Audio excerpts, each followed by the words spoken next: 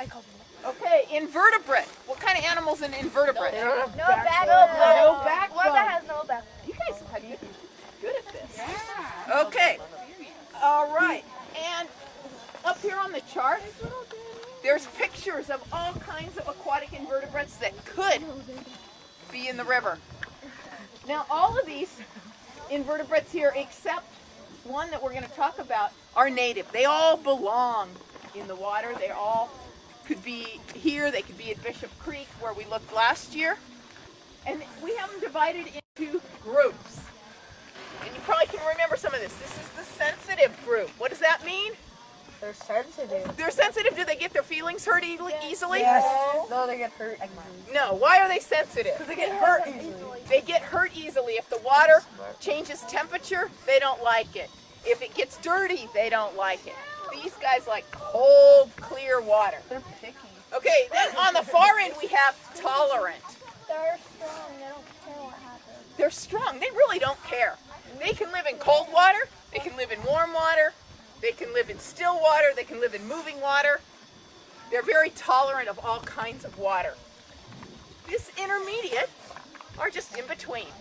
They don't care. So do you guys remember anything about going down to the creek by school? What do you think? Do you remember what we found? Did we find mostly which group?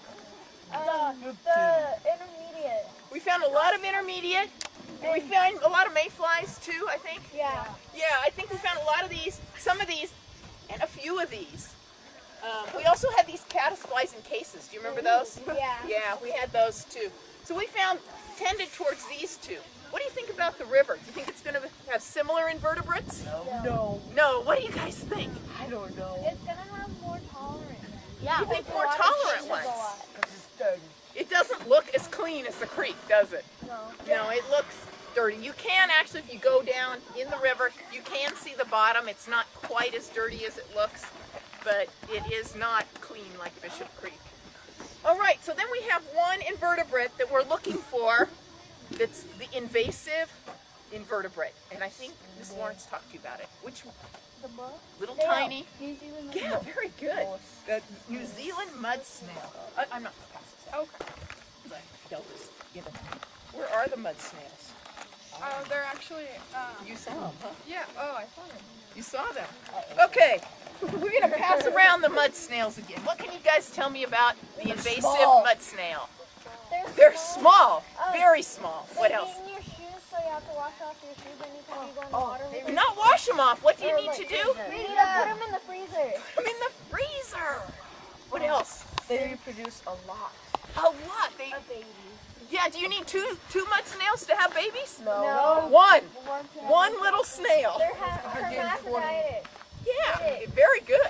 That's a good vocabulary. Did Miss Lawrence show you the PowerPoint about the mud snails? She hates me. Yeah, so one little snail on my shoe, if I got one here and then I went up to Bishop Creek because I lived really close to where we went last year and walked in, that snail could climb off my shoe and infect that stretch of the creek. Now, do mud snails live in lakes? No. No. So you're not going to find them in Crowley. What animal, little shellfish, is the problem in Crowley Lake and Klondike? The mussels, right? You got it right. Yeah, they're the quagga mussels and the zebra mussels. And what are they doing to try and prevent those from spreading? Do you know what?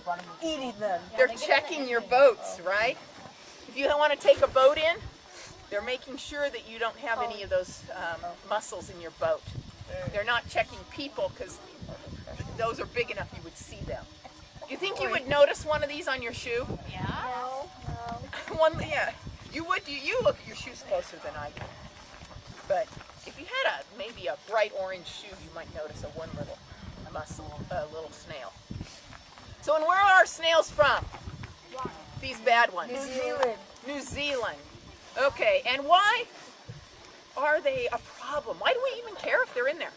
Because they get in your engine. No, they don't get in your engine. They kill off other species. And how do they do that? They don't really. Those little snails don't Take over eat their home. big invertebrates. What do they do? They don't. You guys all see it? Yeah. What do you think?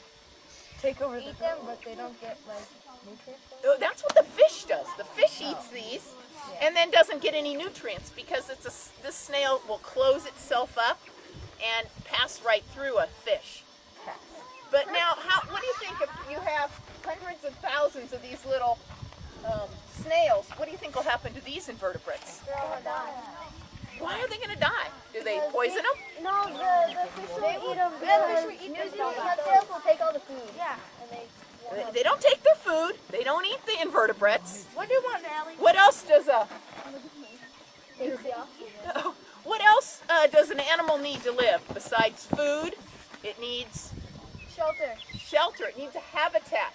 And so if these cover all the rocks, which is what they do, they'll cover all the little rocks. It'll look like pepper if you look where these are growing. And then these animals get displaced. They don't have anywhere to live. And that's what happens. So they move away or die off because they have no habitat left. All right. So what we're going to do, so far, no group has found mud snails down here in the river. But you see how tiny they are? We want you to look really carefully for them today. Now, in 6th grade, we went into the creek and collected our invertebrates. But this water's deep and cold. So instead, we have a different method. In January, the middle of the winter, Katie and I came out here and we tied these little invertebrate traps onto the cattails down there and left them. And then this morning, I went and took some out. This is a cleaned up one from yesterday that the kids cleaned up. We have the ones we took out this morning in the tubs, and they are kind of dirty and covered in, we hope, invertebrates for you guys to collect. So what we're going to do is give you a couple of these plates. They'll be in your tray that will have water in it, and your job is to clean them off on both sides, and after you've cleaned off a board, hand it back to Jenny or I, and then in your tray you should have your invertebrates that are living here. So once you find them, they're wiggling. You remember about sorting them into the ice cube tray? The ones that look alike go together so that we can count them. Then you have these for sucking them up. Remember, you squeeze it first, point it at the invertebrate, let it go, and it'll suck right up in there, and you can move them to your ice cube tray. And these work for bigger ones. We haven't found much big enough for these down here. But if you find something that is too big to go in the little sucker thing, try these. And last, these are really fun, right? What do you have to put in here before you put your invertebrate in? Water. Yeah, they need to have enough water to swim around. And if you look in this here, you get a nice view of them swimming. This one works okay, but this one's really good.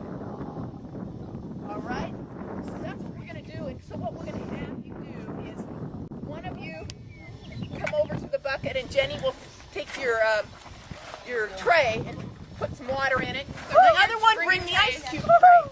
She's going to be doing this. Yeah, and just put a little bit because there's water here that's going to go in those. So fill them like, a quarter full.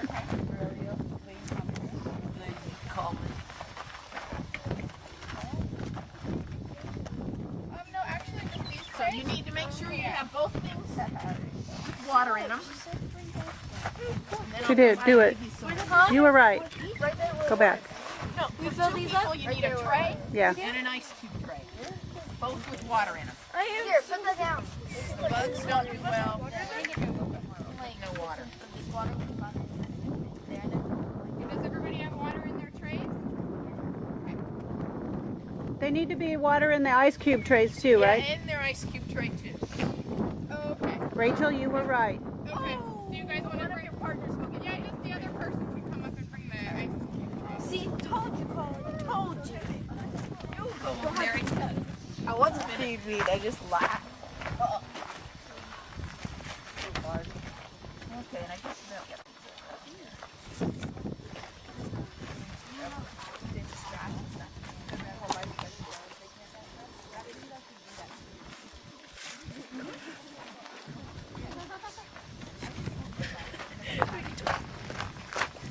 I was right.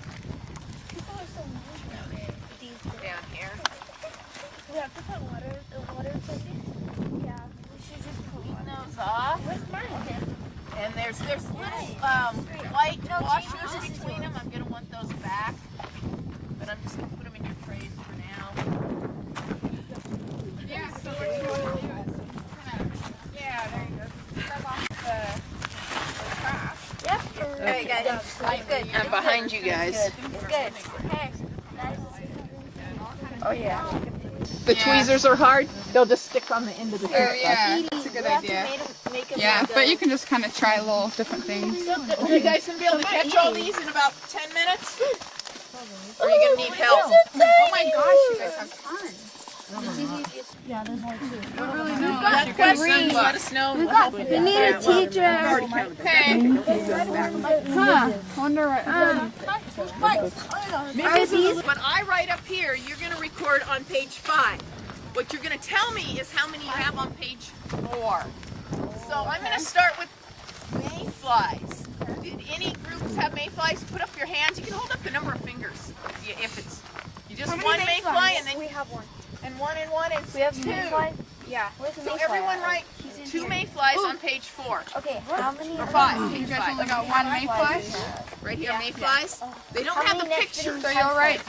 We have Okay. 16. Okay, you guys, listen to this one. So we're going to be doing Your chart 2. on page 5 over should look here. just like mine. We're doing our totals on this side. Totals There are on no stone flies, there are no caddis flies, and there's no pelvermites. Wait, we have caddis. No, it's net No, spinning you caddis flies. You didn't have these kinds. Oh. Net They're spinning two is kinds. wonder. Right there. Okay, riffle beetles. Nobody's had any of these. Or alder flies, but we have lots of these. So we're going to have to write down everybody's numbers. How about the boys in the back? How many? 15. 15. And the next group? 16. Oh 16 or man. 15?